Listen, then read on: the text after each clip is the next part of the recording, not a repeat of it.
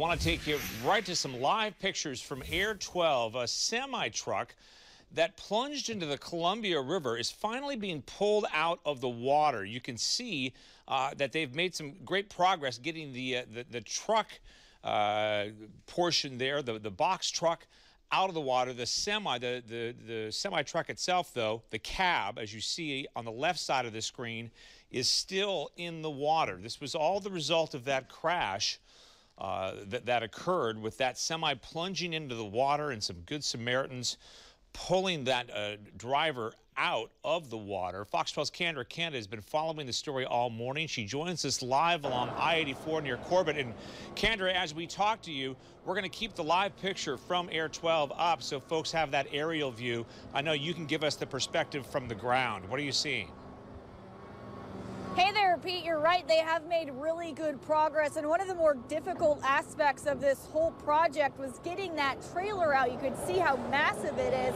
But I got to say, the next part of it is going to be difficult, too. You can see the trailer is on this bed behind me here. But what they do still have in the water is that cab. If we can pan in over there, that's in the water.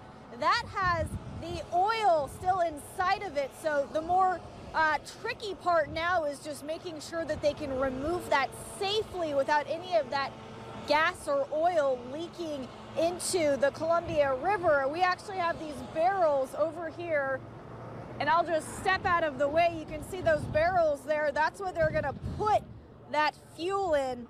Now, this morning we were able to get some more video as they had to pull giant bags of oats out of the trailer. This is from earlier this morning. 24 total. This was our best look at the crash since it happened on Monday night. It took several hours to remove the oats, and it was necessary before workers could then pull that trailer out of the river. Now, this morning we spoke to a spokesman for one of the crane companies involved in this. He told us his crews have definitely worked in similar circumstances to this particular crash. And everybody pretty much knows their job.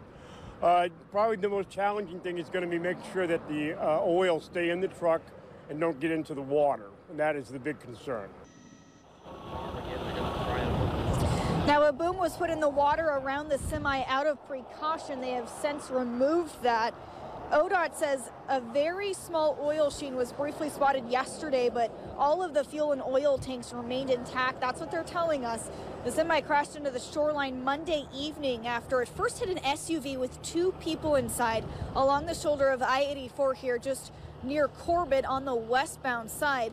Now, last night we spoke to one of the men who was lucky to have survived.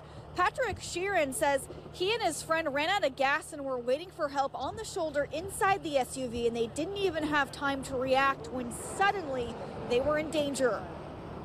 Didn't see it, didn't hear it until it was on top of us. Everything that was in the vehicle was suspended in the air and going through the vehicle. I swallowed glass. I picked glass out of my nose, my ears, my eyes, my hair. It's still in my scalp today. Both men went to the hospital but were released shortly after. The truck driver was seriously hurt. She was also taken to the hospital, but she is expected to survive. Now, Oregon State Police say she was looking in her side mirrors Monday and attempting to change lanes when she somehow ended up hitting that SUV on the shoulder. Last we heard, troopers did not cite or charge her in the case. Now, crews tell us they won't finish up this work probably for at least another couple of hours. There's really a lot of uncertainty as to the timeline for all of this. You know, you never know what they're going to have to deal with or any complications they might come across. But you can see that they do have one lane closed here. They had told us that they might briefly shut down the entire westbound freeway here, but they didn't have to do that for pulling out the trailer. Not sure if they'll have to do that when they do pull out the tractor, but that is the last step to all of this. And then, of course, getting the road back reopened. For now, reporting live, Kendra Kent, Fox 12 Oregon.